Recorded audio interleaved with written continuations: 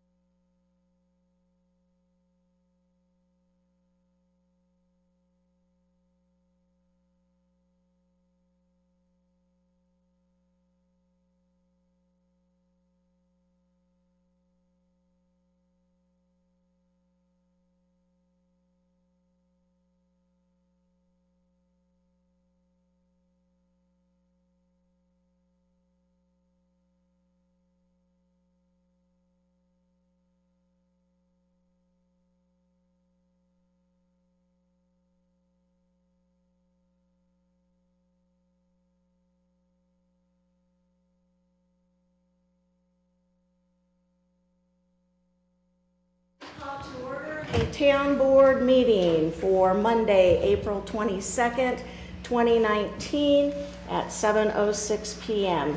Ms. Eicher, will you please take roll call? Mayor Christy Melendez. Here. Mayor Pro Tem Ken Bennett. Here. Miles Baker. Here. Barry Wilson. Here. Paul Rennemeyer. Here. Tom Jones. Here. David Soslowski. Here. Next, we are going to do the Pledge of Allegiance. It's going to be led this evening by Nolan and Sawyer Hale. But before we do that, we did have a great tragedy that happened in our community within the last week. And so in recognition of the death of the two workers, Christopher Lee Ramirez and Jorge Baez Valadez, I would ask that we have a moment of silence and respect.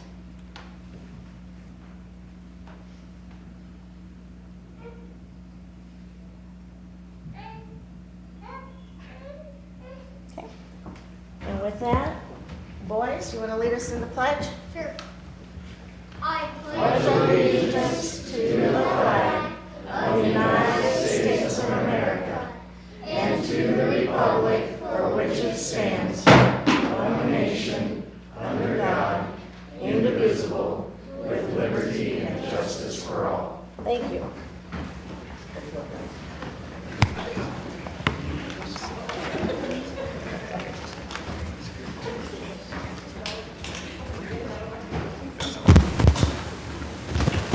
Next item is review of agenda by the board and addition of items of new business to the agenda for consideration. Madam Mayor, I move that we approve the agenda as presented this evening. Second. Motion on the floor for Mr. Rennemeyer with a second for Mr. Wilson to approve the agenda as presented. All in favor signify with yes, opposed no. And the agenda is passed unanimously. Moving on, this evening we have two proclamations. First, we have a mental health awareness proclamation. Whereas Mental Health Month has been observed since 1949 to raise awareness of mental health conditions and the importance of mental health. And whereas we are all affected by mental health, and 1 in 4 Coloradoans experience mental health conditions or substance use disorders, or both each year. And whereas the stigma against mental health conditions remains one of the greatest barriers to improving the lives of all Coloradoans through better mental health. And whereas mental health systems of care must be designed to meet the needs of the people being served. And whereas 50% of all people with mental health conditions experience them by the age of 14 and 74% by age 24. And whereas increased focus on the prevention of mental health conditions and substance use disorders among children and adolescents through screening and early intervention helps improve lives. And whereas comprehensive community-based services that respond to individuals with mental health needs are cost-effective and beneficial to consumers and our community. And whereas access to necessary medication and appropriate treatment helps prevent individuals from ending up in emergency rooms and jails. And whereas it costs 7 times more to incarcerate someone with mental health issues than to treat them in the community. And whereas there is a strong and growing body of evidence that supports the cost effectiveness and benefits to communities that have successfully implemented continuums of mental health care. And now therefore be it resolved that I, Christy Melendez, Mayor of Windsor, along with the Windsor Town Board, do hereby proclaim May 2019 as Mental Health Awareness Month. As the mayor, I also call upon the citizens, government agencies, public and private institutions, businesses, and school districts to reaffirm our commitment to improving the overall health and well-being of our community, to increasing awareness and understanding of mental health, substance use disorders, and co-occurring disorders, and the need for appropriate and accessible treatment and care for all people who have experienced these illnesses. Do we have anybody this evening associated with the proclamation, if you would want to come forward?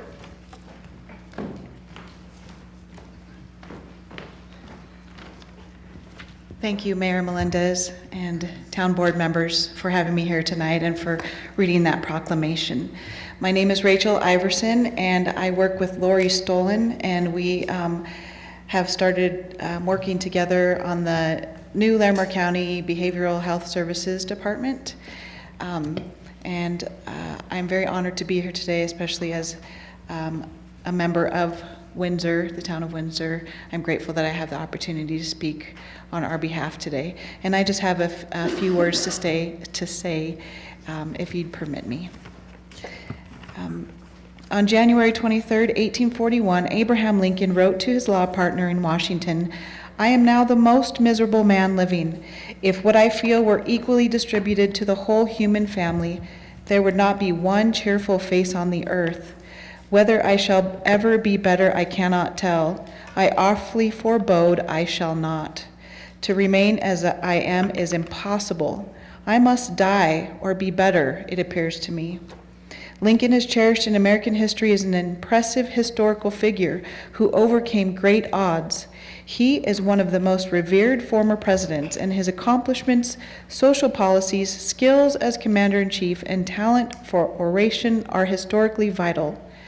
He was diagnosed as being melancholy. However, in our day, he would likely be diagnosed with clinical depression.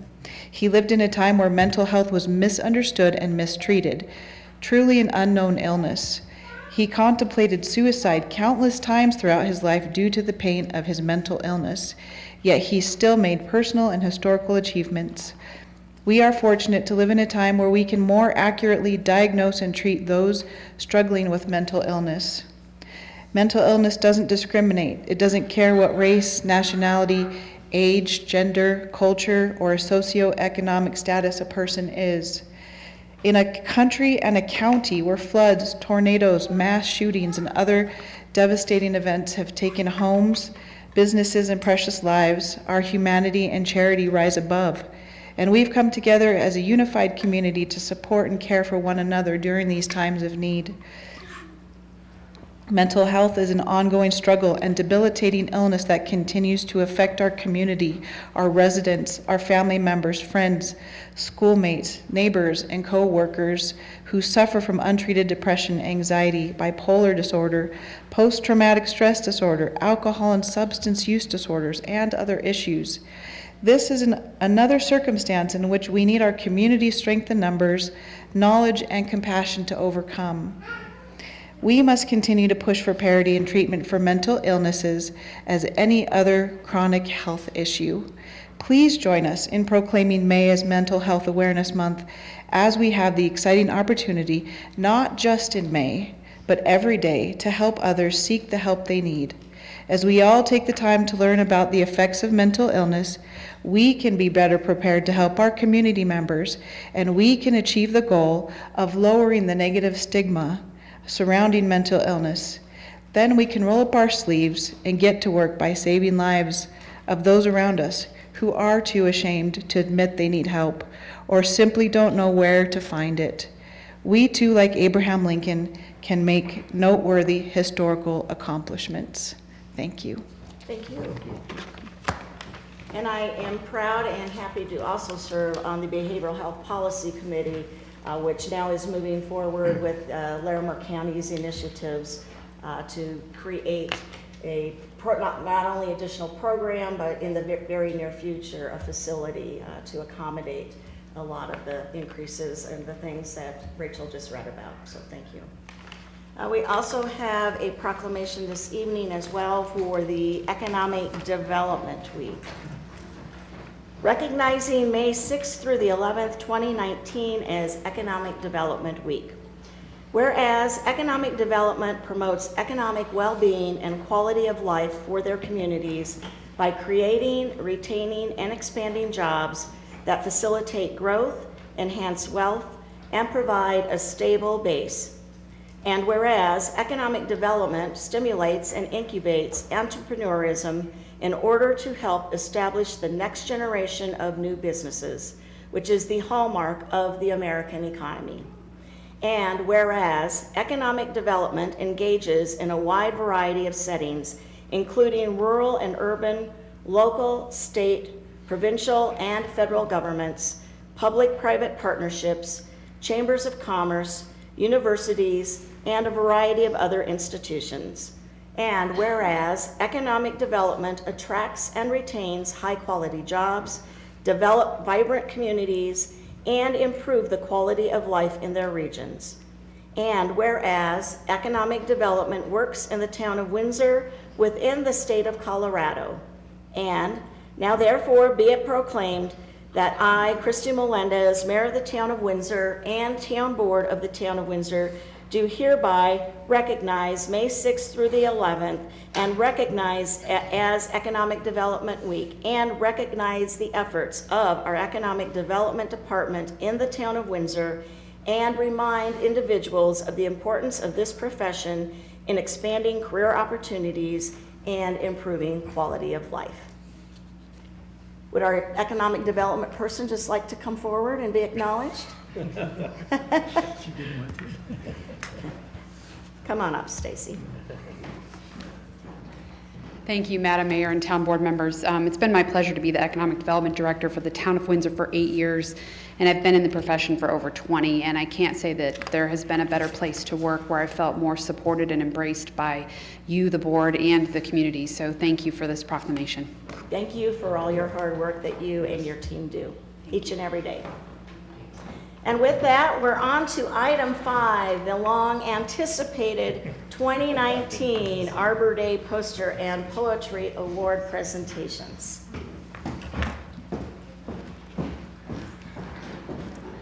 Thank you, Town Board, for having us. I'll acknowledge you, but then I'm actually going to turn this way, if that's okay, to acknowledge our audience. So thank you for coming. My name is Allison O'Connor. I'm the current chair of the Windsor Tree Board. I'm very happy to be here and on behalf of the Tree Board and to celebrate our students who did posters and poetry submissions for Arbor Day. So obviously today we're celebrating Earth Day, but we're actually smack dab in the middle of 2 Arbor Days. So last Friday was Colorado's Arbor Day, and coming up this Friday is the National Arbor Day. So we get to celebrate trees twice, but really acknowledge them all year.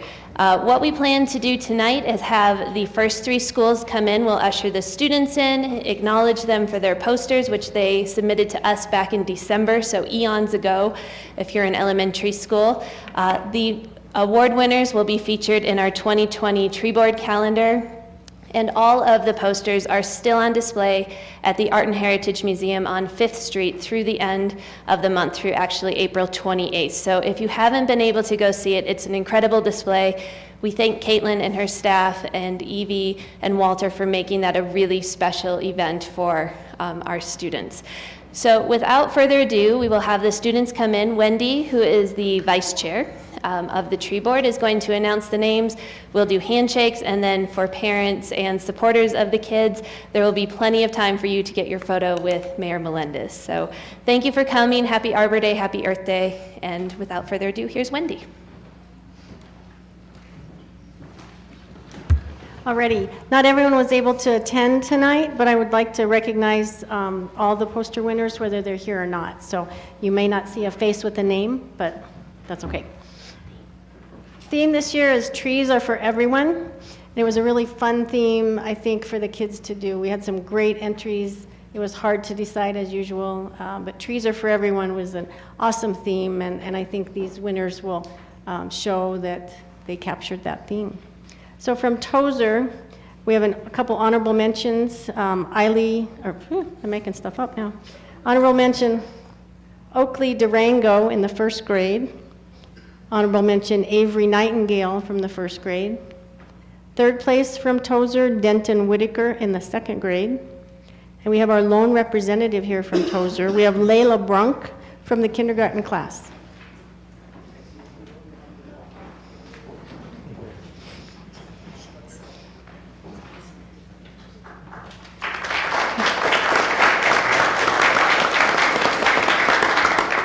I think Layla represents Tozier very well. And our first place winner from Tozier, as well as our grand champion for the whole contest, was from the second grade in Tozier, Riley Bragg, and he wasn't able to be here today, but he had an awesome poster that we felt captured the theme very well. And again, all these posters are on display at the museum. So if we'll move on to Grandview, honorable mention from the second grade, Dane Parnell. Honorable mention from the third grade, Nevaeh Kelly. Nevaeh. We know it's Nevaeh.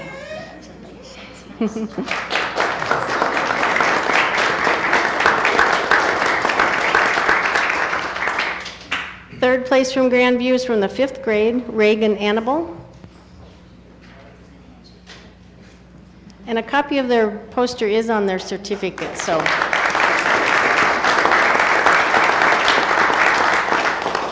Second place from Grandview in the fourth grade, Riley Watson. And the first place winner from Grandview, fifth grader, Maddox Adam.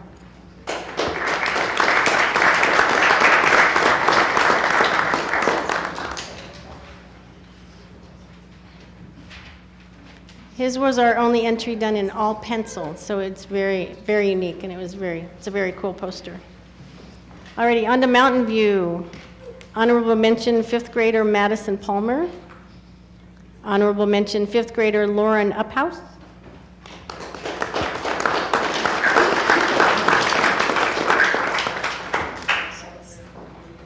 And the t-shirts you see some of them are wearing are part of their swag from their bag that they won their prizes from. Third place from the fifth grade, Jack Oglesby. Second place, fifth grade, Tyler Mesh. And our first place winner from Mountain View, fifth grader, Bryn Fortin.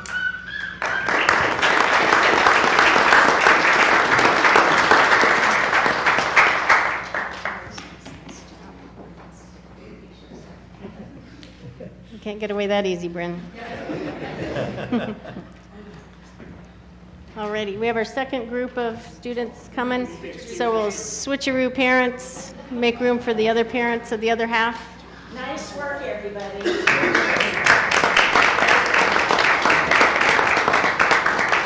And there are snacks downstairs unless the other group ate them all. No telling, but hopefully there's snacks left.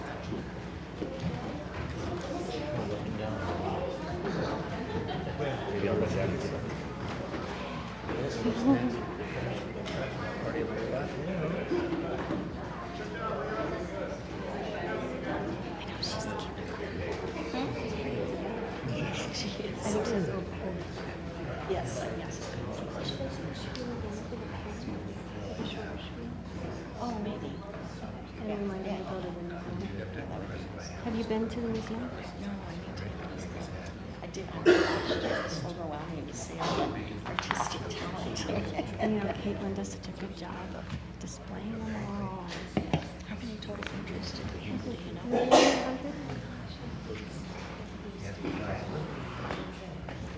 It's amazing how many they can fit in that.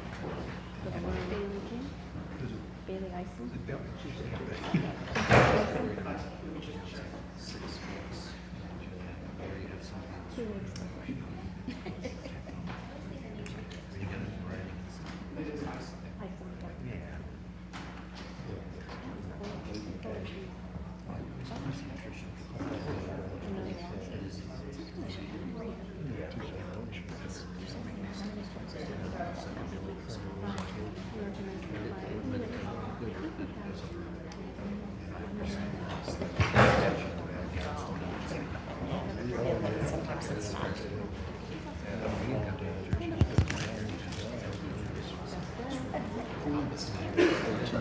We can see if they What if they can have better decide snacks from down memory.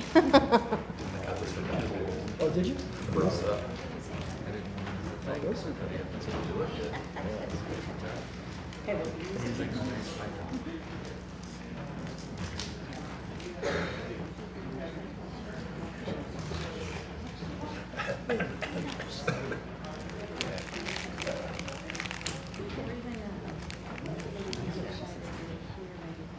Tape recording. Quiet.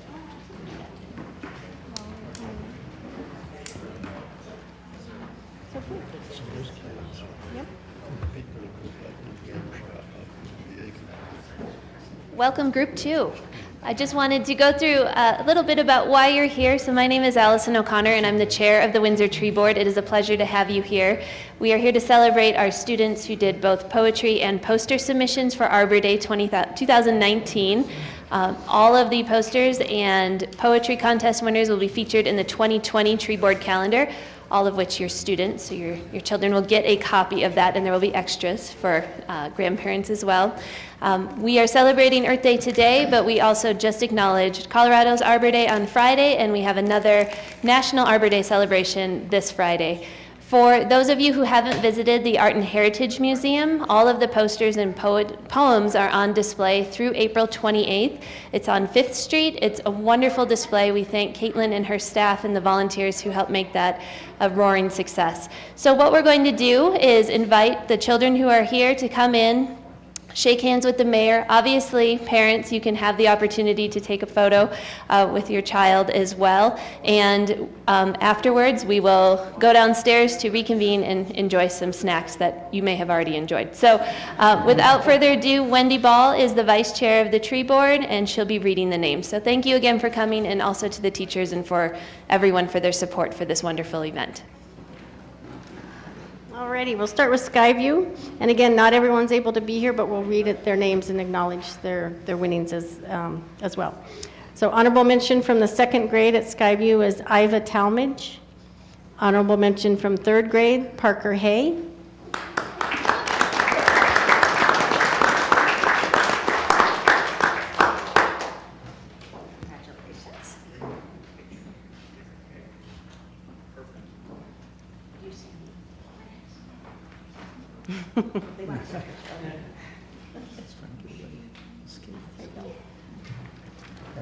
Third place from Skyview in the 4th grade, Lillian Alexander. 2nd place from the 3rd grade, Sierra Rodriguez.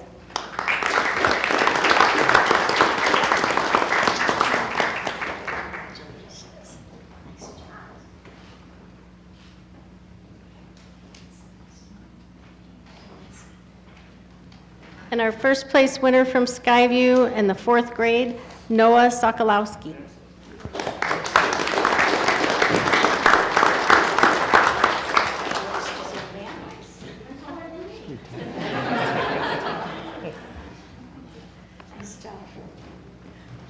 Alrighty, Windsor Charter Academy.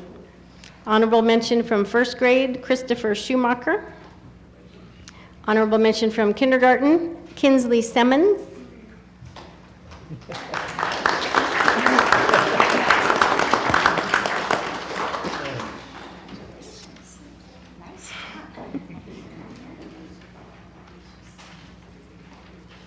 That's an awesome outfit. She's got butterflies on her. That's very appropriate. Perfect. Kinsley, representing the kindergartners. Very good. 3rd place from the Windsor Charter Academy, 3rd grade, Sam Warner.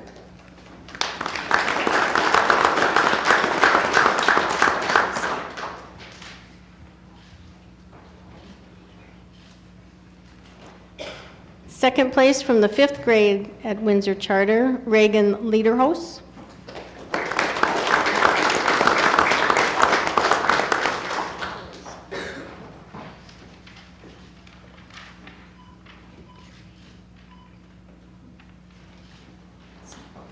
I think that was a little paparazzi there. That was a lot of flashes going on. Alrighty, and she's dressed for the occasion. First place at Windsor Charter, 4th grade, Sarah Hamilton.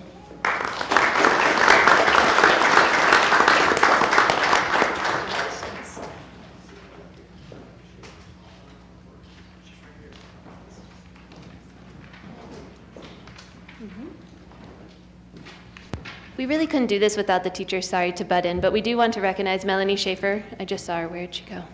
There she is over there. So without our fabulous teachers at this school, this would not happen, and Melanie works tirelessly to get the students to submit posters, and she makes a really fun project of it. So thank you, Melanie. Thank you to the staff at Windsor Charter and all of our elementary schools.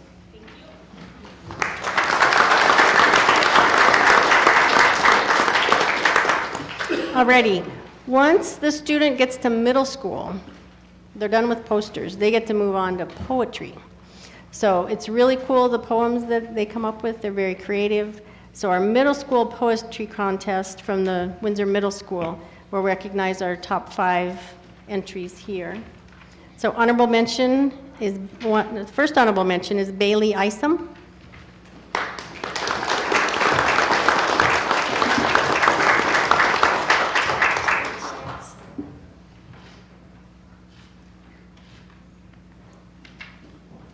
Our second honorable mention, I don't believe is here, Makira Cooney.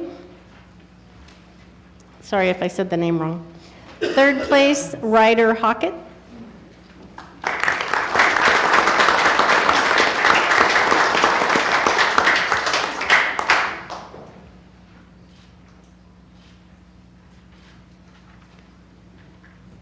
Second place with the poetry contest is Bethany Middleton.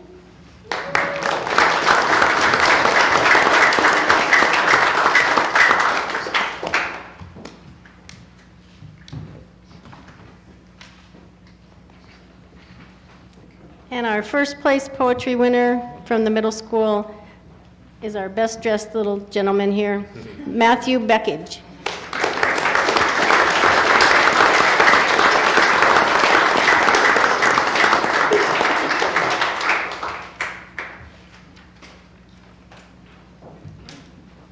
Thanks to all the parents, thanks to all the entries, the students, their submissions. Thank you to the mayor. Thank you to the board for allowing us to do this every year. And I think that's all we got. Well, before you leave, I mean, I think, and then there's a tree board person back there. I want to recognize all of the tree board folks who put all this together, because they not only work tirelessly just to have the contest, but they work all year long to make sure that we are proud to be Tree City USA, and our forester here. So I want them to all step forward and be recognized as well.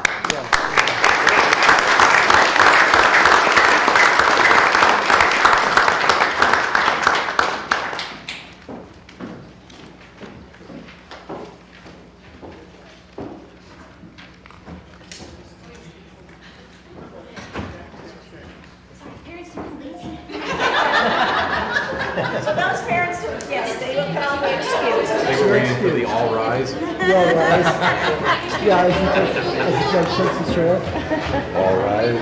We should have done. The mayor will approach the bench. I think you're out of order.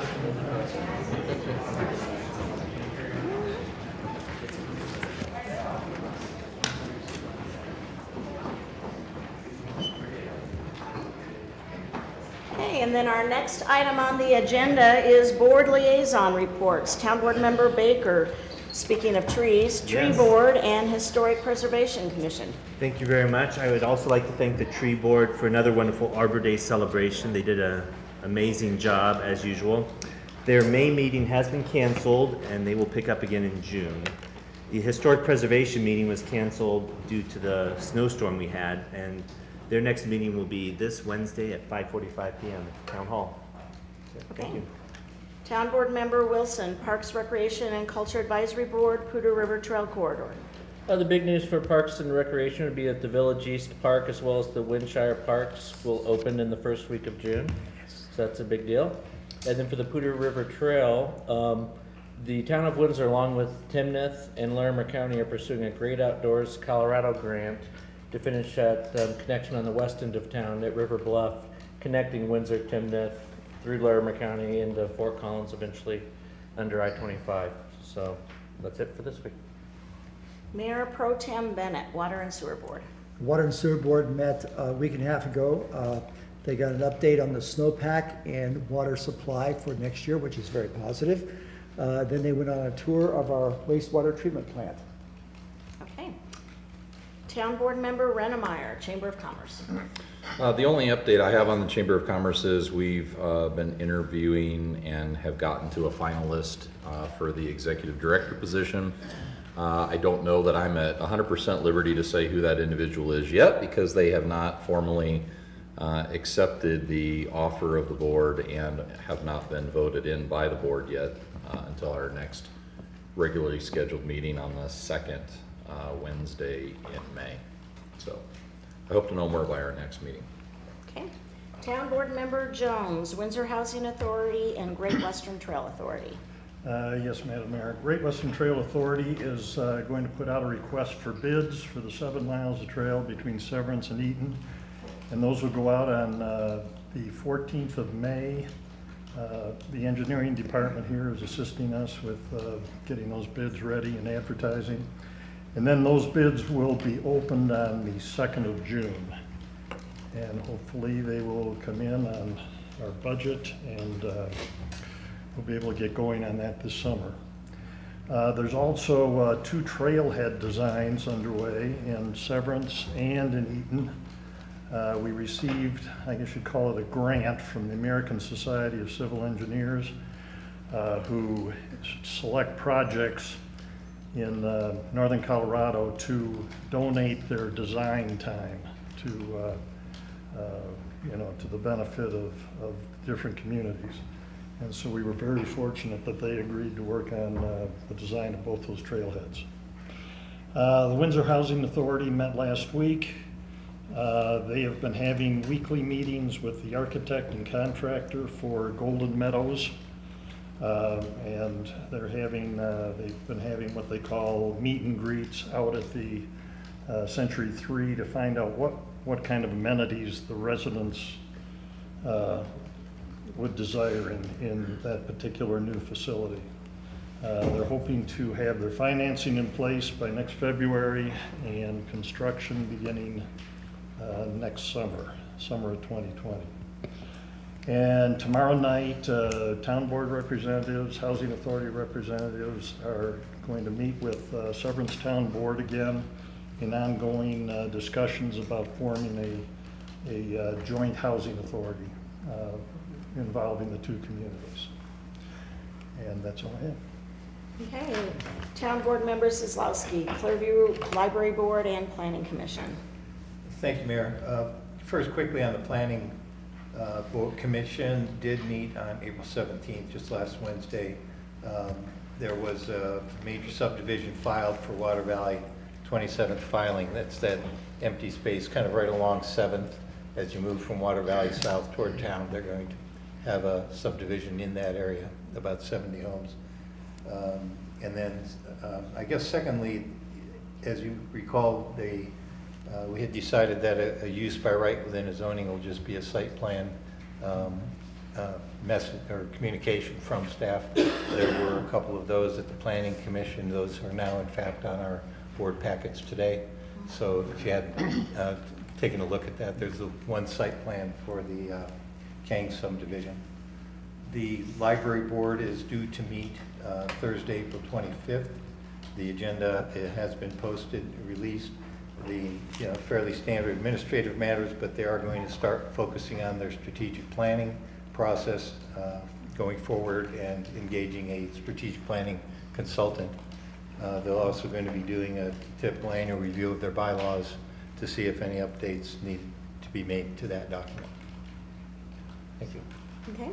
I have Downtown Development Authority. I don't have a report because they had it a week earlier this month, and I was attending the Larimer Leadership Breakfast in Fort Collins for Boy Scouts by Boy Scouts, and so it was a fundraiser for the Boy Scout group. Amy Van Dyken was the keynote, and it had been snowed out once before, and actually the day of the event we got the next snowstorm, but luckily it was a breakfast, so they were finally able to have their meeting before the snow came in that afternoon. And then as far as the North Front Range MPO, I don't have a report since my last meeting. However, the next meeting is May 2nd at the Riverside Library and Culture Center in Evans. With that will take us to item 7, which is our public invited to be heard. This is for individuals wishing to participate and to be heard on a non-agenda item. I'm going to read the name of someone who signed up. In the back, when I call your name, please step forward, state your name and address, and then Ms. Eicher will start the timer, and you will have 3 minutes. And it looks like this evening we have Seth Sandstrom.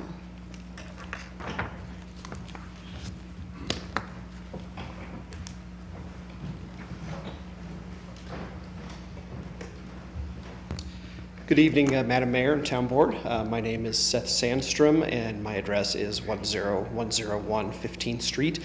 I'm actually a resident of Greeley, but I am the committee chairman for Troop 88 Boy Scouts here in Windsor, as well as the committee chair for a newly formed girls BSA Troop 888 in Windsor, and I'm also a den leader for Pac 57 Cub Scouts in Windsor. And we are in the Windsor School District as well, out in the Promontory area. I just want to take a minute of your time this evening to ask the board for some consideration of maybe ways that they could help our troop. Every year in November for the last 15 or 20 years, the scouting movement in Windsor has taken part in the National Scouting for Food movement to help collect food for the Windsor Food Pantry. And we've been having difficulties the last several years as the town has continued to grow, and unfortunately that growth has outpaced the growth of our scouting movements in Windsor. And our typical fashion is going out on a Saturday about 3 or 4 weeks before Thanksgiving and distributing flyers to all of the homes in Windsor. And then we go around to those same homes the following Saturday and collect food that we ask the residents to leave out, and then all that food goes to the food pantry. Because of that growth, we have been having difficulty hitting all of the homes with those flyers. The food pickup is not as big of a problem as it is getting the word out. So that's where we're asking the town for some assistance. We have a couple ideas, but we're certainly open to other suggestions. We've thought about asking if we could put some blurbs on the big electronic signs that the town uses to advertise events on the north and south, the east and west ends of Main Street, advertising perhaps a place to drop off food donations that we could then collect and get to the food pantry. Potentially having a presence of the scouting units at the town barbecue in June, or at the Thursday night concerts at Boardwalk Park, and also perhaps at the Harvest Festival over Labor Day weekend. So just asking for some consideration there, maybe some people that we could talk to within the town management to give us some assistance to help make sure that we can keep the shelves in the food pantry full for those less fortunate. Okay. So, Mr. Stanstrom, I'm gonna refer you probably to our town manager, who can perhaps get you in contact with some folks that are put on our events. Great. As well as we have internal communications, and certainly, I have started an internal communication called Windsor Matters that comes in print in September, and we certainly can, I'll make a note that we can give you a blurb that goes to every single home That would be in great. Windsor. It'll be delivered, I think our fall edition plans to be delivered in like September. That would be wonderful. So I think that would be good timing, but we can help in that way. They can also refer to you. I know there's certain rules about the electronic signage and stuff.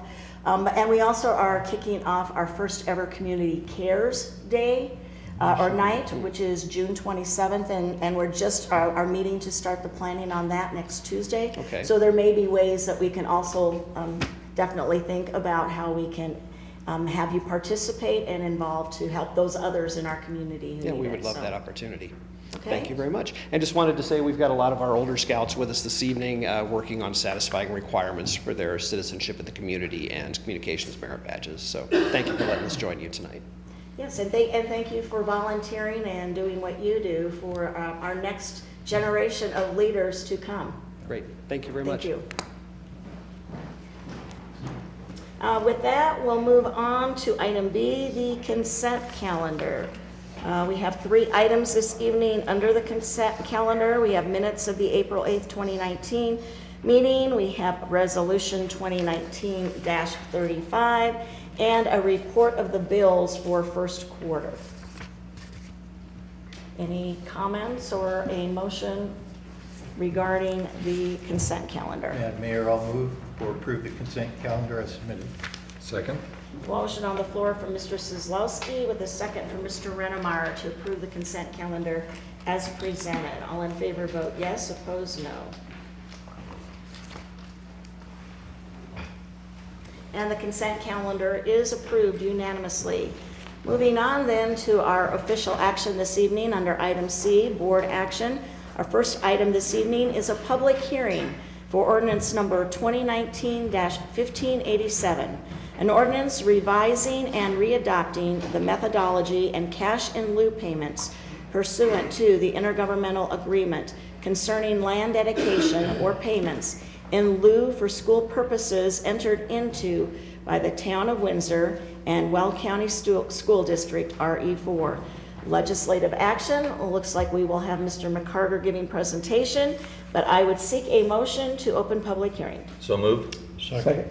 Motion on the floor from Mr. Rennemeyer with a second from Dr. Jones to open public hearing.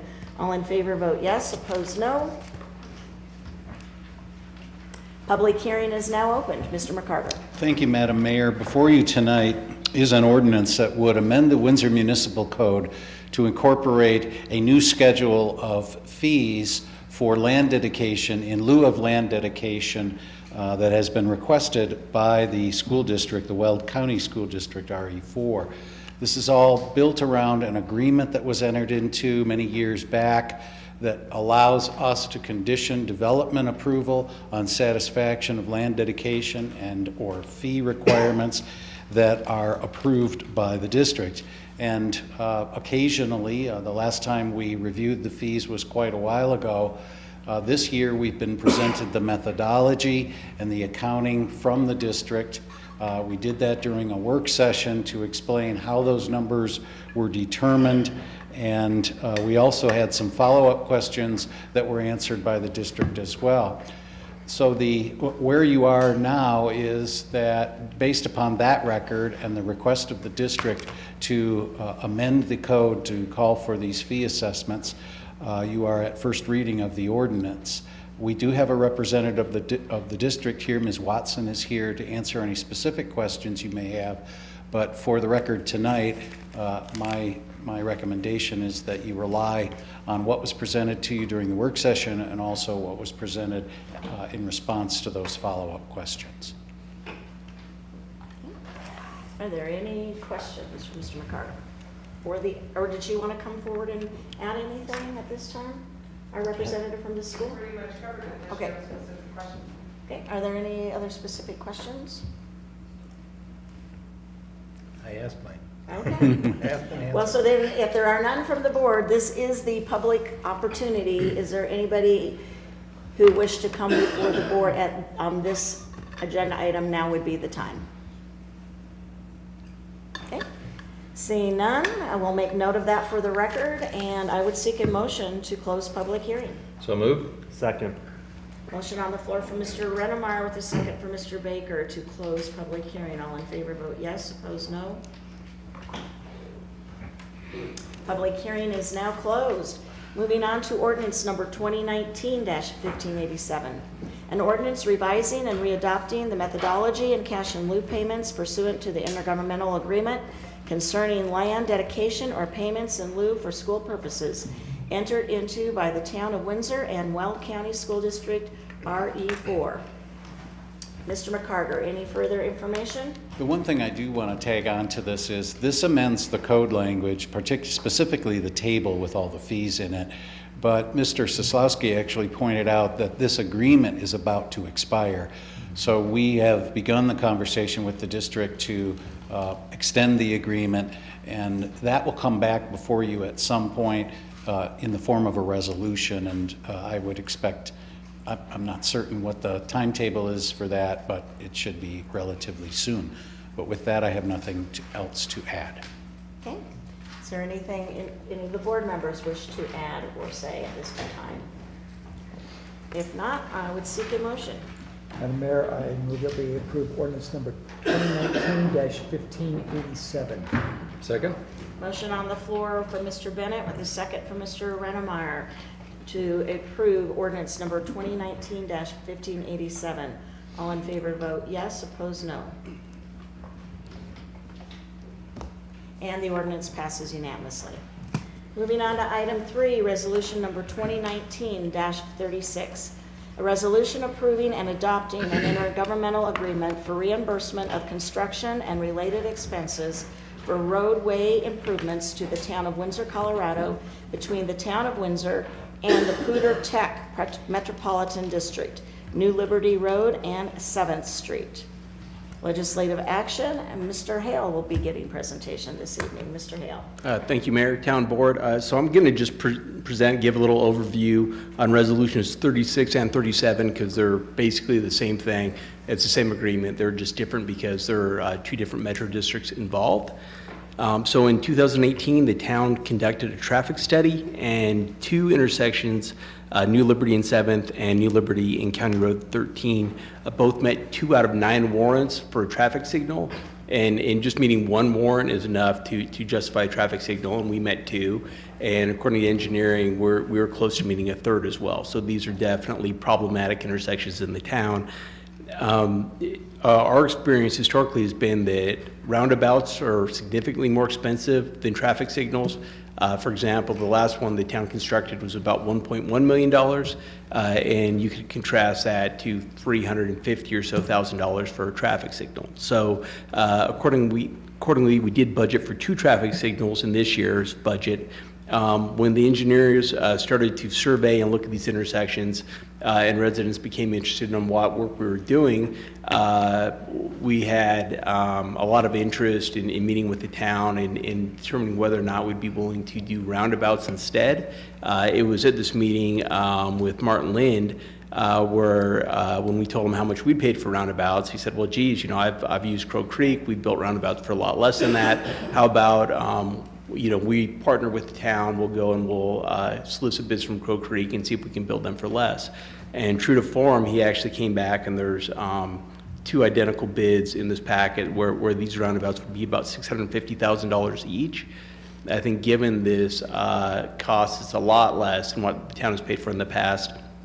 And arguably, roundabouts are safer, they move traffic better, and they're have been pretty heavily adopted in Windsor. So based on all these things and the costs that have dropped so much, staff is recommending that the board highly consider doing a roundabout versus traffic signal. Based on all that, we have two IGs in your packet. One is with Raindance Metro District, that covers County Road 13. The second is with Poudre Tech Metro, and that covers Water Valley in 7th Street. The intent of the parties is that both of these would be constructed this year, and then the town would be required to reimburse within 30 days.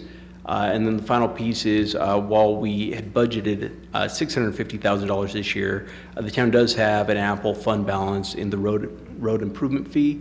So we would just recommend that we just pay all this out of the road impact fee and within 30 days of completion. So the attorney and I have met and discussed with the Metro District's attorneys a couple times. I think despite the fact there were at least 3 attorneys involved, the agreements are actually pretty lean, so I appreciate that they're pretty simple. But I'm here to answer any questions from the board. Okay. Are there any questions for Mr. Hale? Mr. Rennemeyer. And going back to our work session when we talked about this, we're going to pay for it all this year out of the road impact fee account, and then out of next year's budget, we'll pay that back. I think because we have that fund balance, it'll just be next year's budget. We will just have one fewer project. We just, we'll since we're paying for it this year, we'll have a smaller fund balance going into next year. So there's just fewer projects we'd propose. I wasn't sure if we were going to have to borrow money from. Right. Well, and that was the first concept, but I think in discussing it with Dean, our finance director, and after he looked at it, he just recommended that we just take it all out of the impact fund because the fund balance is so solid right now. Okay, Dr. Jones. Shane, would this be the same size as Eastman and 7th and 3rd and Eastman, or like the Crossroads roundabout? Right. No, it would, I think, be closer to Eastman. If you look at the sketch, it's Exhibit A. Let me flip quickly in my packet here to get to that, Dr. Jones. If you look on, what page am I on there? Page 110 of 174. You can see the size and scale. So these would have one right one right lane bay, so if you're just make a right turn, you'd be able to do that without entering into the roundabout, or you could enter into the roundabout and go around. So I think similar to Eastman, they wouldn't be the big crossroad two-lane roundabouts. Mr. Baker? Yeah, were the streetlights part of the road impact fee, or are those just capital Yeah, improvement? we're going to pay those out of traffic impact fund as well. Thank you. Any additional questions? Okay, Mr. Raymar? The cost to do the 7th and 7th and New Liberty roundabout, does that also include the cost to do that roundabout? Was there gonna need to be some right of way that was gonna need to be taken on the northwest corner? We do anticipate that. I don't know that that budget includes that right-of-way acquisition. The permanent right-of-way acquisition at that corner, I just looked at it today, is really small, like 400 square feet. So we don't need a lot of permanent right-of-way. We will need significant temporary construction easement space for traffic control and all that. But the actual permanent right-of-way is not a significant expenditure. Is the reimbursement plan agreeable to the, Yes, Mayor, they have signed, and I did speak actually to the CFO today at a meeting and let him know that this was on the agenda this evening. okay. Are there any further questions for Mr. Hale? Okay, seeing none, then I would seek a motion. Madam Mayor, I move that we approve resolution number 2019-36. Second? Motion on the floor for Mr. Rennemeyer with a second for Mr. Bennett, approving resolution 2019-36. All in favor vote yes, opposed no. And the resolution carries unanimously. Moving on to item 4, resolution number 2019-37. Resolution approving and adopting an intergovernmental agreement for reimbursement of construction and related expenses for roadway improvements in the town of Windsor, Colorado, between the town of Windsor and the Rain Dance Metropolitan District, New Liberty Road and Well County Road 13. Anything further to add? This is the identical agreement except just a different address and location, correct? Yes, Mayor. Okay, any additional questions for the mayor, for the manager on this one, Mr. Doc Jones? Is right-of-way issues there too or not? I don't think so on 13. We will need some right-of-way there, but I haven't seen the details, Dr. Jones, so I can't really comment on it, but we will need some at that intersection. So by passing both of these resolutions tonight, though, we are approving the expenditure for any right-of-way acquisition that's needed? That'll be part of the expenditure, but it will be in addition to the construction costs that were presented to you as part of the work session when we talked about it. But I mean, are we giving the leeway for the approval on that Yes. tonight? Yes. Okay. And there were, if you look at these, both the estimates, there was quite a bit in general conditions. So it's not a firm bid, it's an estimate from the contractor. So I would anticipate that, we have a little bit of fluidity with these. If something comes out far greater, if it turns out there's $100,000 in right-of-way expenditures, something that really wasn't foreseen, we'll certainly come back and let the board know that and gain your guidance with that. So I would think we'll keep it in pretty tight bookends. And ultimately, when that right-of-way is dedicated to us, that comes to us in the form of a deed that we will present to you at some point for acceptance. So you'll see it. Okay. Thank you. Any other questions? Seeing none, is there a motion? Madam Mayor, I move that we approve resolution number 2019-37 as written. Second? Motion on the floor for Mr. Wilson with a second for Mr. Baker, approving resolution number 2019-37. All in favor vote yes, opposed no. And the resolution carries unanimously. Moving on to item 5, resolution number 2019-31. A resolution approving the first amendment to the Weekland Annexation Agreement and authorizing the mayor to execute the same. Legislative action, and again, Mr. Hale will give presentation. Mr. Hale. Thank you, Mayor, Town Board. So in 2016, the town entered into the Weekland annexation as well as the Weekland annexation agreement. So as part of that annexation agreement, at the time the town and Dr. Weekland discussed whether or not they could connect to the town's sanitary sewer system, and specifically for the effluent that they would generate through the process of brewing. At that time, Dr. Weekland, I think, took a really conservative approach, both in quantity of, in the amount of gallons he would send down, as well as what the BODs and TSS levels and these other things that the town would measure. So what that really generated from the town side is a really high estimate on what it would be to connect to the town's sanitary sewer system, as well as a requirement that if he ever did want to connect, he would be charged with constructing his own pre-treatment facility. So earlier this year, staff met with Dr. Weekland again, learned a little bit more about the operation, and we discussed the fact that right now they're hauling their effluent off. They're paying actually quite a bit of money to a third party to come in, take all their effluent and haul it out somewhere else.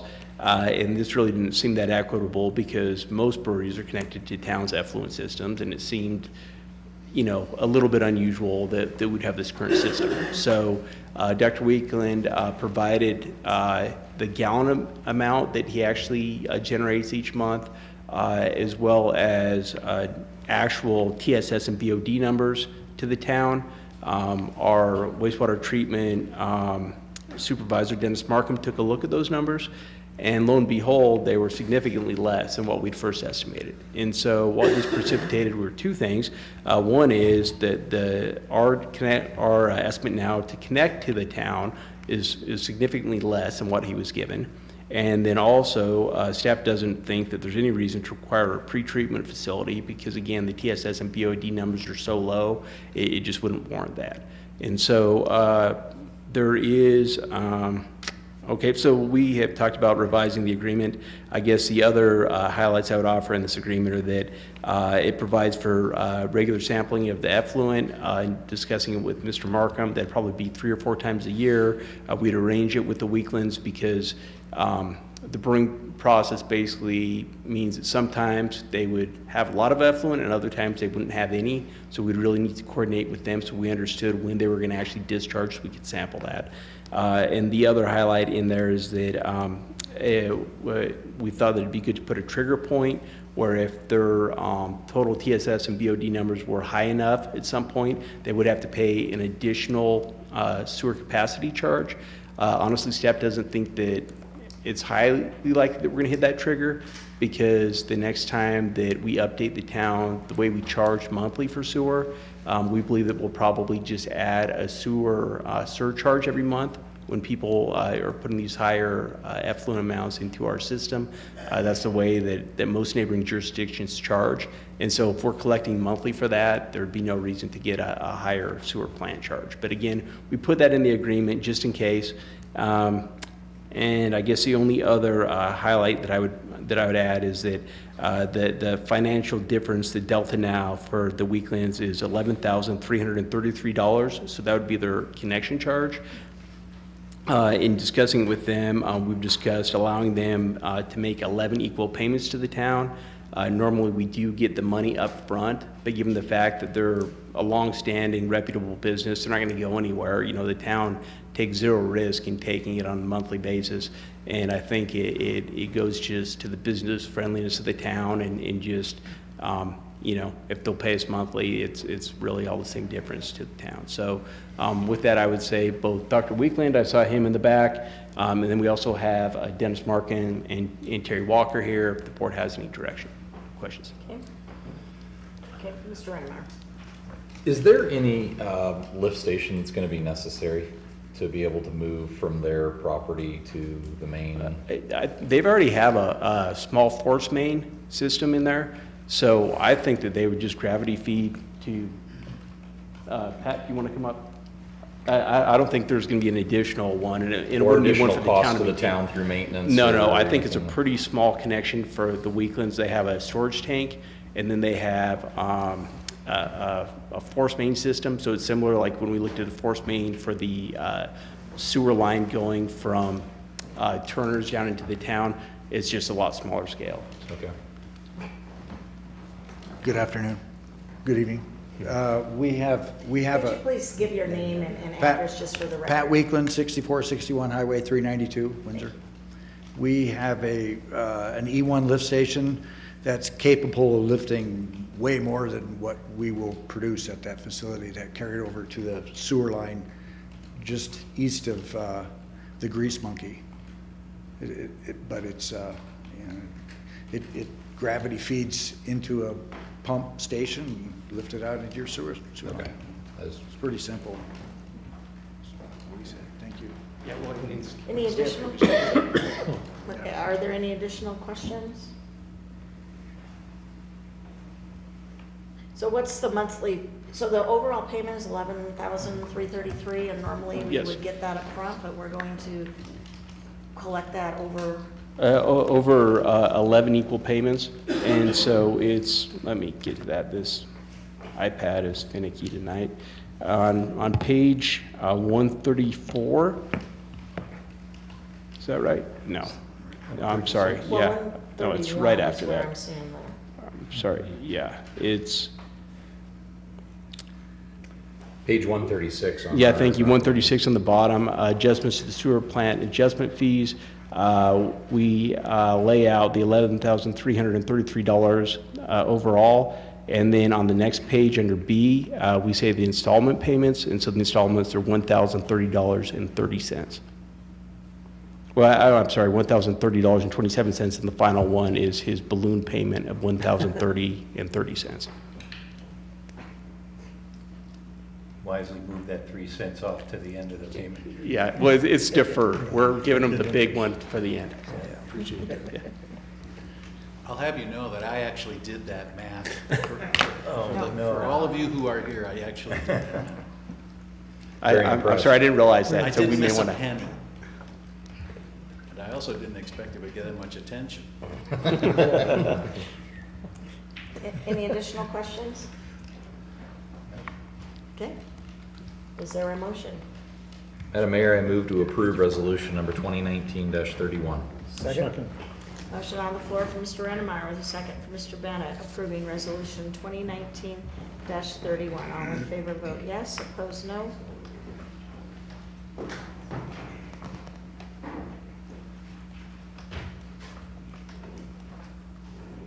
Mr. Soslowski? Did you want to vote? Did you want to vote? Oh, sorry. And the resolution passes unanimously. Moving on to item 6, the public hearing for Great Western Industrial Park subdivision, fourth filing, Lot 1, Block 1, modifications of building height per section 16-10-50. Dean Brown, Great Western Industrial Park LLC, the applicant. Mark Savell, Redland applicant's representative. Quasi judicial, and it looks like Ms. Malone will give presentation.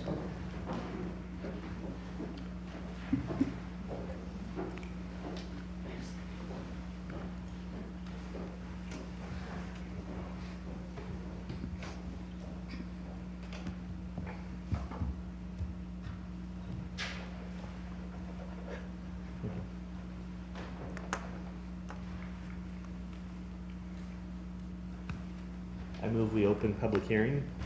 Second. Yes, thank you. Thanks, Miles. I was waiting for her to get her thing done, and so we might as well contend with that. So we have a motion on the floor from Mr. Baker and a second from, was it you, Mr. Sosowski? Yes, yes, Mayor. All in favor, vote yes. Opposed, no. Public hearing is now open. Madam Mayor, I'll read my disclosure.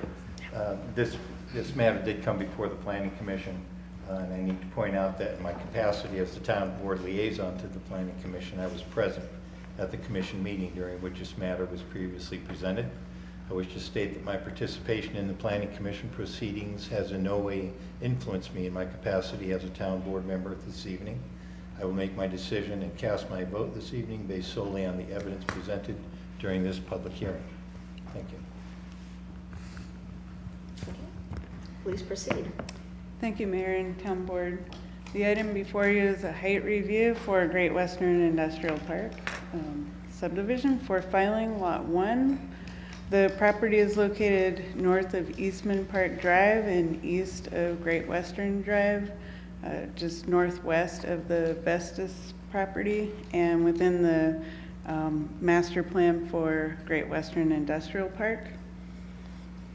The property is zoned industrial high intensity and is surrounded by other high intensity industrial sites, both some vacant properties as well as existing. As far as the height around the surrounding area, buildings as well as silos, elevator shafts, and other structures range from 150-foot building to 200 feet for the stacks. The proposal is for not greater than 140 feet. The applicants provided this elevation you see here.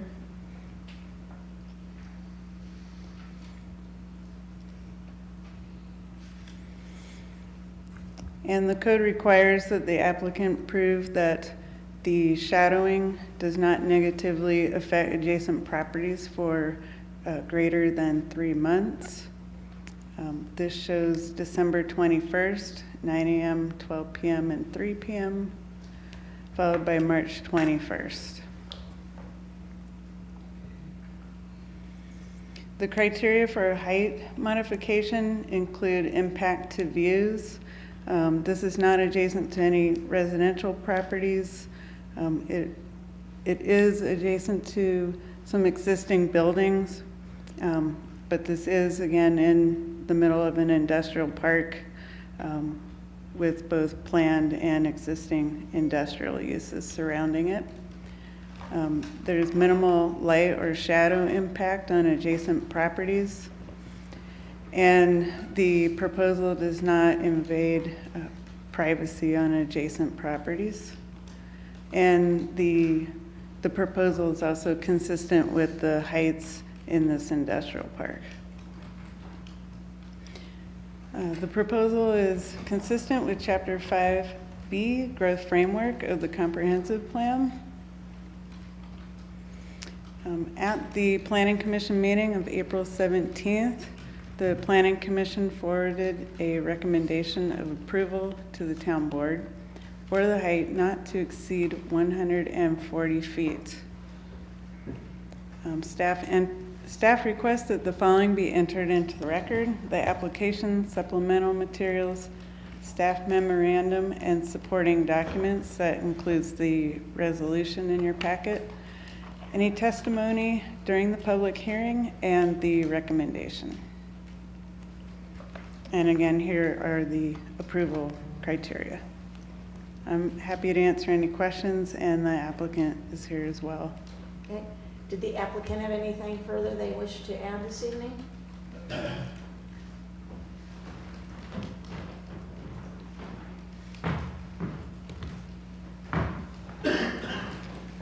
Good evening. My name is Mark Saval. I'm with Redland. We're at 1500 West Canal Court in Littleton, Colorado. I'm here on behalf of Great Western Development Company. Dean Brown, the applicant, is here, but he's a little under the weather, so he asked me to just share a few things. One, the prospective user of this property that we're doing this variance request for is very excited to come to Windsor. The company is called Intersand, and they would bring about 20 to 30 employees with their first phase, with potential expansion that could easily double that number. We believe their building that they're proposing here fits very well with the character of the neighboring industrial park.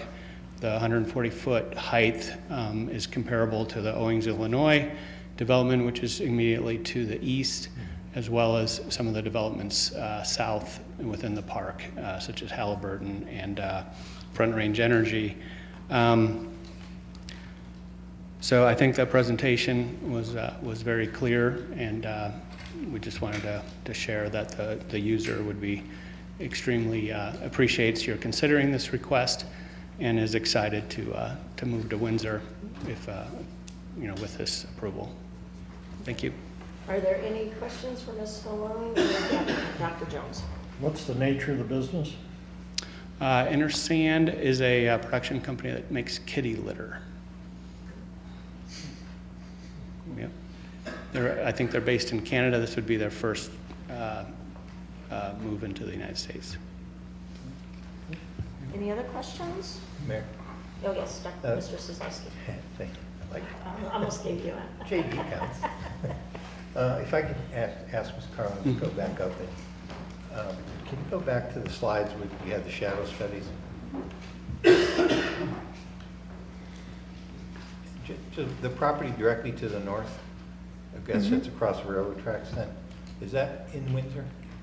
It's in the county, Yeah, okay, that's what I thought. as well as the property directly west. Yeah, okay, thank you. Okay, any additional questions? Seeing none, then, this is the public hearing and the opportunity for anyone who wishes to step forward to speak to the board on this particular item. This is the public hearing. Now would be the chance to come forward. Okay, seeing none, we have everything we need to conclude the record this evening. For the public hearing portion, I would seek a motion to close public hearing. Madam Mayor, I move that we close public hearing. Second. Motion on the floor from Mr. Rennemeyer with a second from Dr. Jones to close public hearing. All in favor vote yes, opposed no. Public hearing is now closed. Moving on to resolution number 7, resolution number 2019-38. A resolution regarding Great Western Industrial Park subdivision, fourth filing, lot 1, block 1, Intersand, modification of building height per section 16-10-50, Dean Brown, Great Western Industrial Park LLC. The applicant, Mark Saval, Redland, applicant's representative. Quasi judicial, Ms. Malone, anything further? Nothing further. Okay, anything further from any fellow board members? Okay, seeing none, is there a motion? Madam Mayor, I'll move the board adopt resolution number 2019-38. Second. Motion on the floor from Mr. Sislowski with a second and a tie from Mr. Renner and Mr. Bennett to approve resolution 2019-38. All in favor vote yes, opposed no.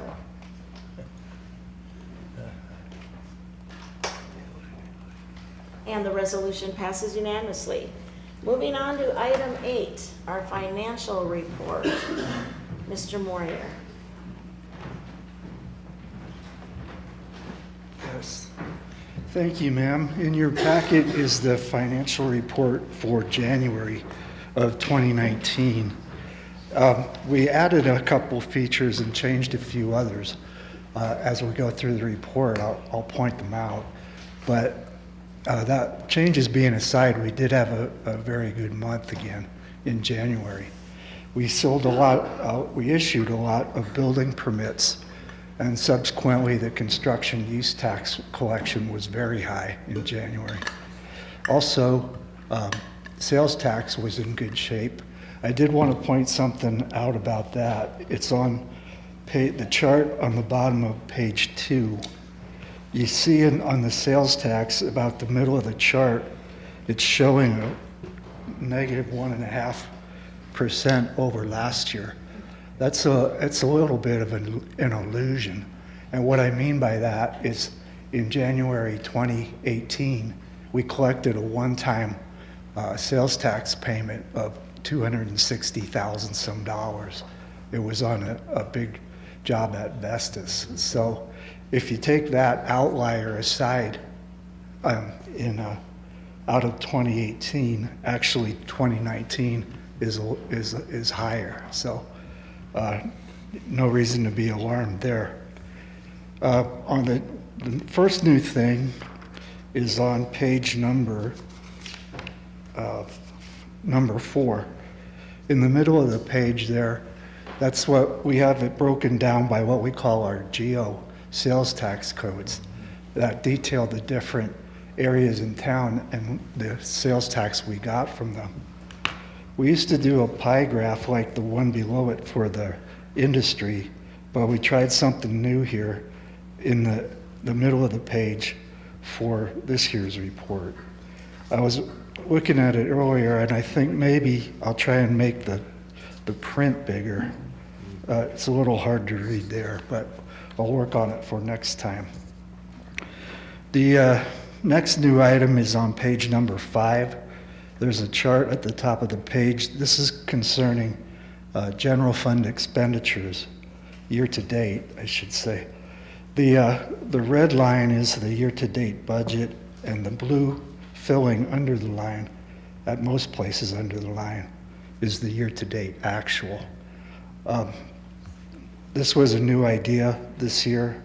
I'm gonna have to work on that one a little bit, so, but I think it's more visual than just reading a chart of numbers.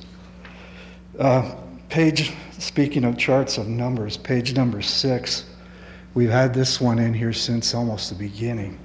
It details our O&M costs on the top, which are at 7% of the budget at the end of January.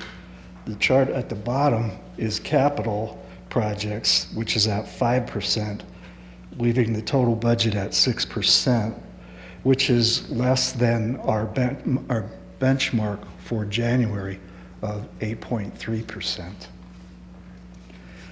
Page number 7 is a list of our capital projects for 2019. We changed some of the colors on here. It's similar to what we used to have, made the type a little bigger and went to more of a monochromatic color there. So that details our projects. We're just kind of getting started in January. And finally, on the last page are also 2 new charts. The one on the top details the top 11 sources of revenue in January. Of course, you can see sales tax leading the way. And then the one below it is the top 11 categories of expense for the month of January.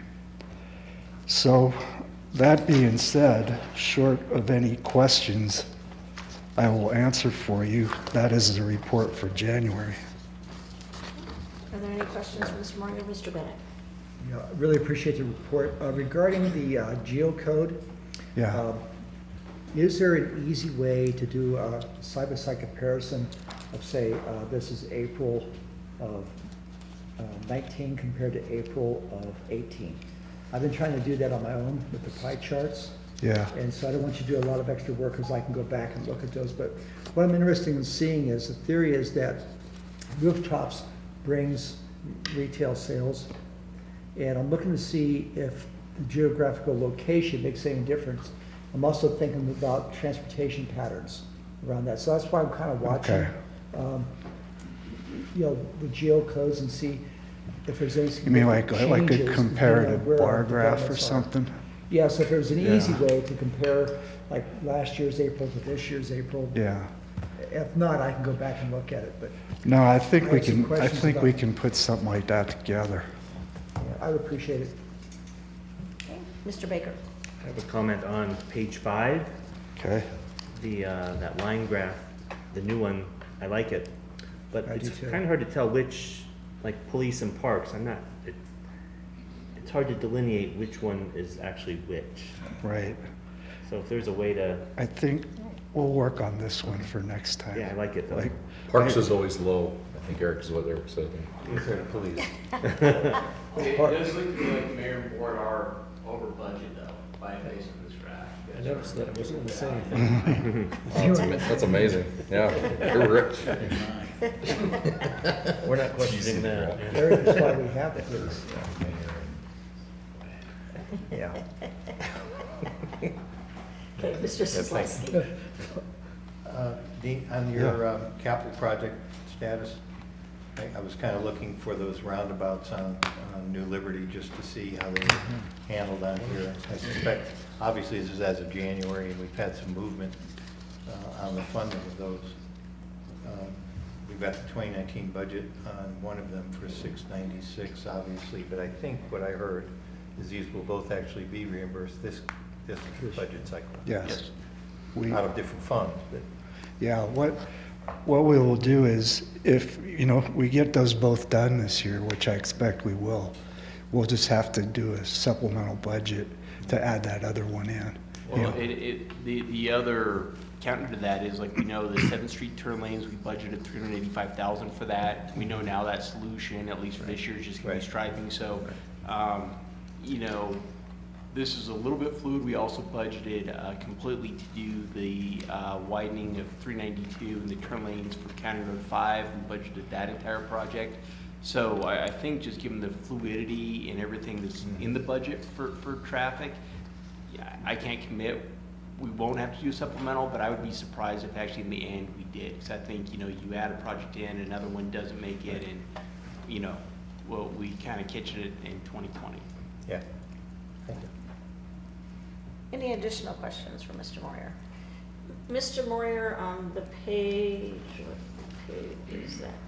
I guess it's the very last page, where you have the January salaries and benefits. Yes. Is that is that the normal expenditure every month, that number, or is there that we can expect to see? In the, honestly, in the summer months, that number will be bigger because we just simply have more people.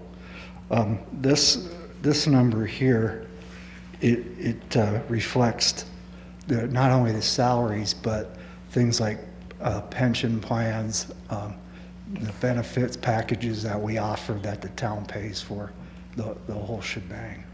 Yeah, okay. So, but I was just trying to figure out if that's the number we're gonna see on a regular basis, or if for some reason in January we have like a big outpay that we have to pay, that would make that higher than than what other months that we might normally see. I think, I will check, but I think that might include our workers' comp costs for the year, which we pay all in January. If you look down 2 more lines there's liability insurance, and we pay the liability and the workers' comp to CIRSA. And I think that number of salaries and benefits would include a similar number to that liability insurance number below. So I guess to answer your question, yeah, in January, that's an example of something that we pay that we won't have to pay in the months to come. But my first answer still stands when we get into the summer and we ramp up with people. I don't know if it'll be quite that much every month, but. Okay. Thank you for your report. Move on to item 9 then, economic development update from Ms. Miller. Oh, I'm sorry, I think I called you Ms. Johnson earlier. Now that I'm thinking about it. Thank you, Madam Mayor and Town Board members. Tonight, I'm actually going to invite Rich Werner up from upstate Colorado. So I have been part of a group, and he has been one of the champions of the group. Actually started working on a regional marketing plan for Larimer and Weld County for all of northern Colorado. So I wanted to have him come and I gave you guys the talking points that we did a couple months ago, but wanted to have him come up and give an explanation about upstate Colorado, what their involvement is, and what this whole regional marketing group is that we're doing on an economic development effort with both counties. So I'll invite up Rich Werner, the president of upstate Colorado.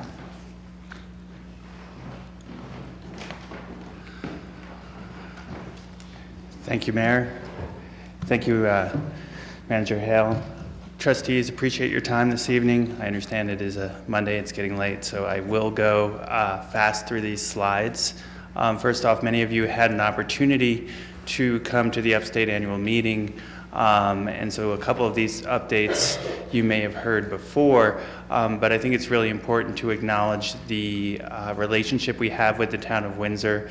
We really appreciate the support and the partnership. Mayor Melendez sits on our board of directors. Councilman Bennett, Trustee Bennett, sits on our Bright Futures board, and so that, along with working with the town officials in Stacy, is something that really keeps the cogs of economic development going. And we heard that tonight as you were doing things like approving roundabouts. We heard that when you were talking about approving projects that help facilitate a project we have been working on in Great Western Industrial Park. So thank you for that. As you know, Upstate spends a lot of time on connecting, facilitating, marketing, and advocating in those categories. Just to be very brief, on the connection side, we're working with retention and expansion. That's 80% of economic development, typically in working with companies that are already here, helping them grow and expand. It's the path of least resistance, and it really makes up a lot of what we do. In that vein, we work with our local economic development partners, particularly in areas of workforce.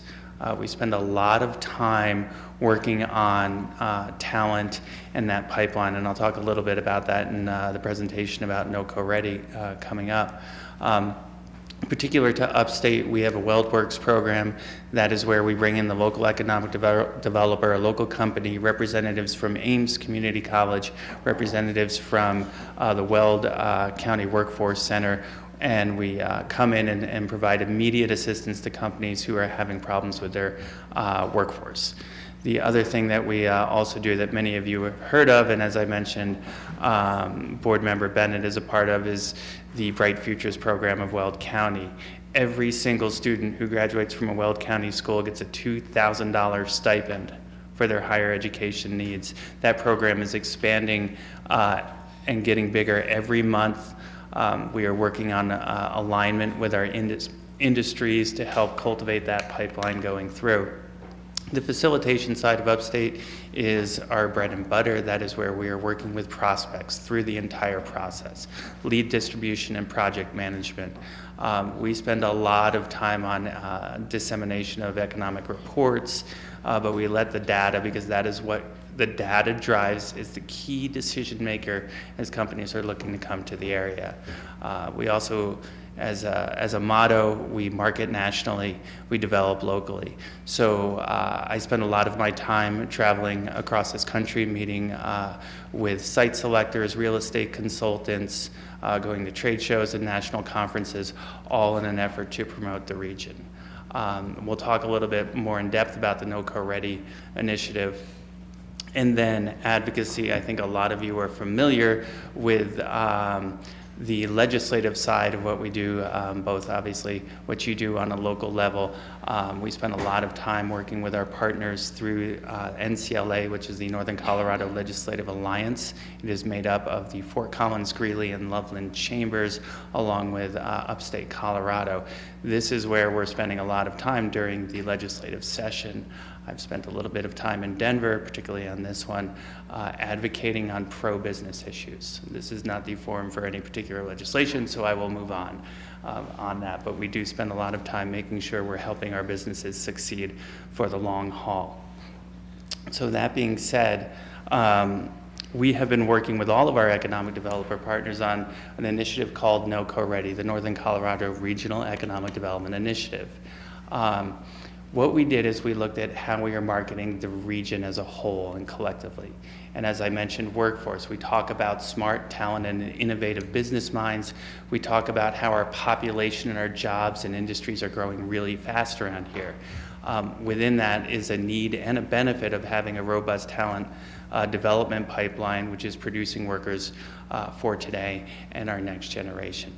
And then we have this very unique strength here along the Front Range, particularly in northern Colorado, with demonstrated regional cooperation amongst our economic developers. And what we realized is for all of the marketing we do as it relates to promotion of our communities in our region, there was something missing when we talked to our constituents about telling our own story.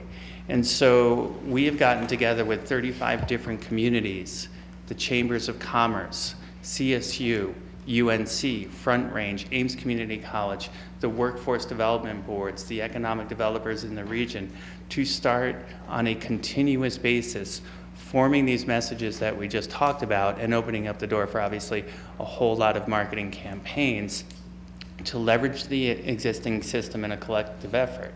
We are doing this most importantly through the analysis of data. The data is what creates our targets, which creates our work plan, which creates these campaigns that we're talking about. And in doing that, create a consistent message that all of our communities can use.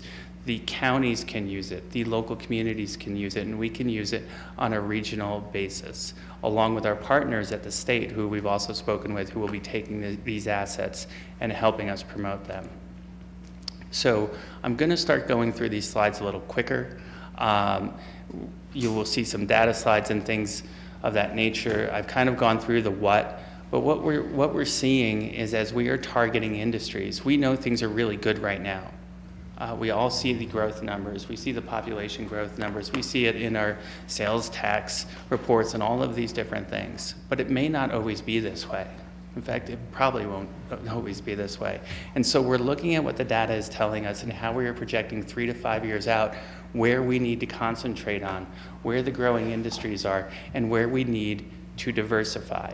As you know, particular to Weld County is a commodity-based economy. Agriculture, oil and gas are commodity-based industries. And yes, we're kind of familiar with that kind of roller coaster of how those industries do. But it's actually the diversification we've seen over the past 5 to 7 years that's helped cushion us when either of those areas see a decrease. In fact, in 2015, when we saw oil and gas lay off over 4,000 people, our unemployment rate actually went down. It went down due to that diversification. It went down due to the uptick in some of our other industries like manufacturing. And so when we look at this and we start looking at the data, the primary responsibility of economic developers is to work with our local representatives to ground truth all of this data. To be honest with you, economic development, and I know you guys have all seen the ads and you see we have the greatest place in the world to live. And we all believe that because we live here, right? Live, work, play, and all of those kind of things. But when companies are making decisions, they're basing it on the data. They're basing it on a tremendous amount of reporting as it relates to labor sheds, workforce, skilled labor, available labor, all of these things that go into the cost of doing business. And so we've been working collectively with our regional partners to do data analysis, industry cluster studies, so that we know where the markets are going. We know where we should be concentrating our efforts and our resources going forward. All of that creates economic resilience. And that's what we're looking for here, is that we can withstand, when we see one industry go down, another industry can bring it up. And what that ultimately does in the world of economic development is create what we all want for our local communities, is to improve the living wage and create wealth within our communities.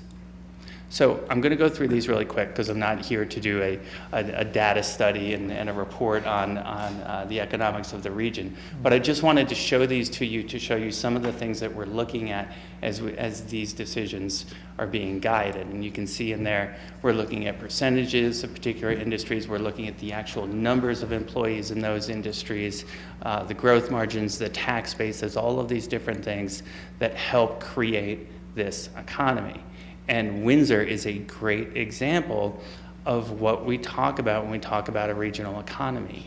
Your community actually sits in 2 different counties, right? There's no border when people go to work. We know that.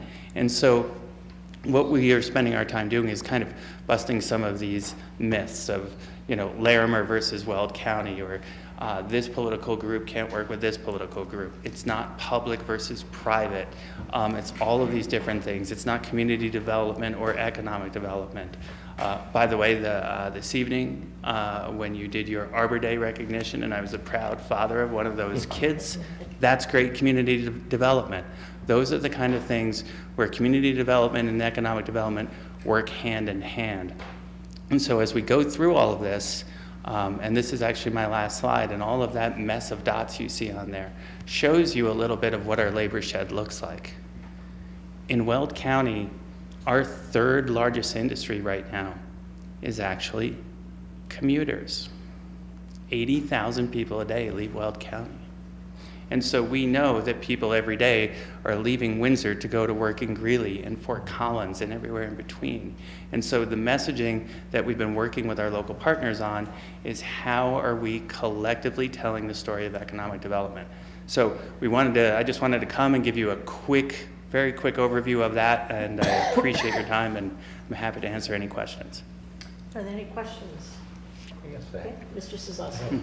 Thank you for the presentation and all the work you do. I think this northern Colorado region is, to your point, has a pretty tight cooperative attitude. I'm curious, when looking at your some of the programs you're running, in particular looking at regional economic development, and then you're facilitating included initiatives. And obviously, I think everyone is cooperative unless or until there's a business looking to locate. And then does an incentive war break out, or is your organization doing something to take a more regional cooperative approach? Thank you. That's a great question. Actually, competition always breaks out, and we appreciate competition very much. However, a couple of very important facts. We actually work under a signed code of ethics among our economic developers in our communities. And so when a prospect comes in, although communities have the opportunity to provide incentives from a company that's coming from outside the area that is adding investment and jobs, each community may do some different things. But here's the important part. Companies decide where they want to locate. And I can tell you from years of experience, incentives are not going to be the ultimate determining factor. It never is. They are very, very important part of the process. But at the end of the day, it's about having a business-friendly atmosphere. Very, very important in the process, but it's the cost of doing business. It's transportation routes. When we go through our cycle of working with companies, I can go down the list. The first and most important thing is available workforce. The second is having a skilled workforce. The third is education. The fourth is cost of doing business. And then we start talking about political certainty, local governments, and being pro-business. We talk about incentives and all of those kind of things down the list. But as far as the economic developers go, we actually have a very long-standing code of ethics that we work on and how we work with prospects, because we do understand that ultimately it's the company that decides where they want to go. And I deal with this a lot as a regional economic development organization. And when someone knocks on our door, we are agnostic, and we will show them all of the communities and all of the appropriate sites in Weld County. And if they say, oh, I want to go look at that building over in Loveland or in Fort Collins, we take them there. And we work with our partners to show those buildings. And it's a critical part of the process, because we understand wherever a company locates, and that last slide that I showed you, and where everybody goes, we are in a very, very much a regional economy and a commuting economy. So people drive to where they want to go. Does that answer your question? It does. I think in terms, I think I heard you say if people are coming from outside the area, then the competition is healthy. That implies, you didn't say it, but if it's someone who's in the region already, is their code of ethics address something like Windsor trying to track someone out of Loveland or out of Fort Collins? It absolutely does. In fact, the very first tenet of this ethics agreement is thou shalt not poach other companies from the areas. And in fact, the agreement goes as far, and again, this happens all the time because there's a natural movement of companies, and companies will grow. In fact, here in Windsor, last year, there were 10 companies. We had 10 different times where a company was looking to expand. Of those 10 opportunities for expansion that Windsor had, 4 of those were companies in different communities that were looking at Windsor. And that happens all the time. But what Stacy will do is when that happens is, according to the code of ethics, when she's working with the company, correct me if I'm wrong, she is actually obligated to have the company call the local economic developer in the community they are currently in. And when we do that, I can speak for myself, when I'm speaking with the company, I ask them to make that contact, and if they don't, I will tell them that I will. And that's how we all work together, and we always have. Good, thank you. If I could just add one more.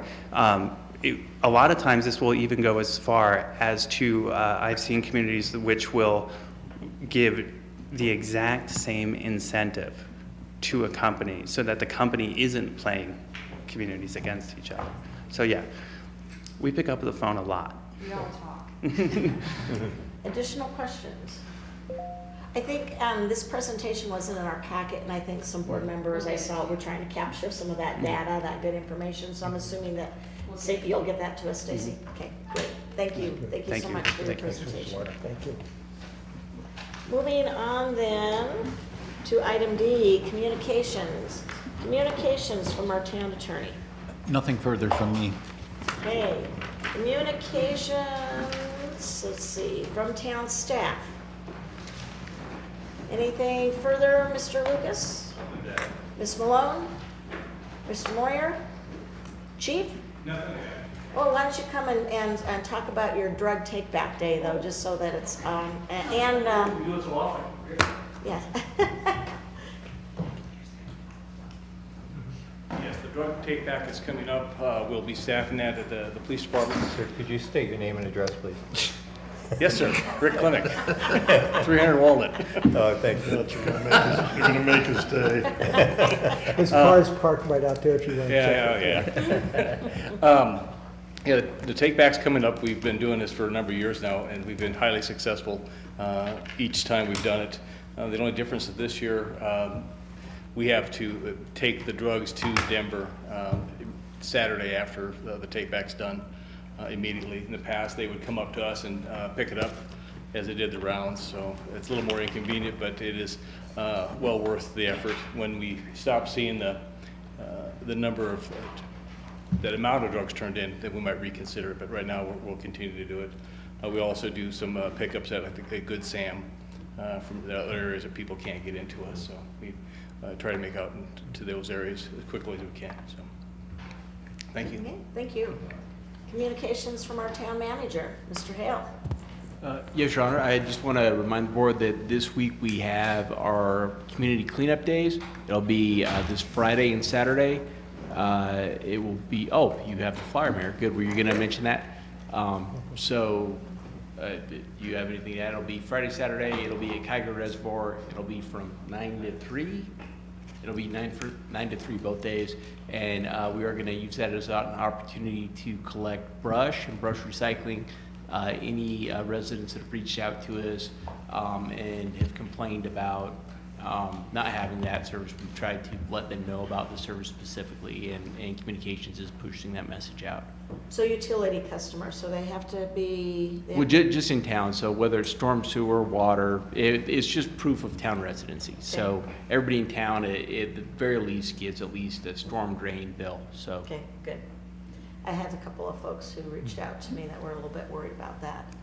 They live on the Larimer County side, so they want to make sure that they could be part of it. Yeah, so and I they say still, yes. they still pay the storm sewer fee. Okay. So they complain about They that. they have to bring a copy of the bill or anything like that? Yeah, we do need proof of residency. We're just doing that so we can, Okay. Not a driver's license, but a sewer bill. right. Right, Yeah. right. Okay. Communications from town board. Are there any communications from town board members? Dr. John says something. Yeah, I have a couple questions. The first one's for Eric, and I'm getting questions on this, the status of the sports park, what, if anything, is happening. I drove by yesterday, and it doesn't seem like much is happening yet, but From what I know, they are still in the process of completing their final plan submittal to the town. We're in communications 2 to 3 times a week in terms of our use of the park and concessions and changing of schedules. So that relationship is ongoing, and everything has been good to this point. So we're just waiting for an official plan to be turned in so we can get that going, and hopefully, to your concern, is that they start moving some dirt soon so that we can see the multipurpose field achieved by the spring of next year. okay. We'll keep you up to date as soon as one gets submitted. Okay, thanks, sir. And the other one, the Harmony Road widening on our side of county line, is that the developer?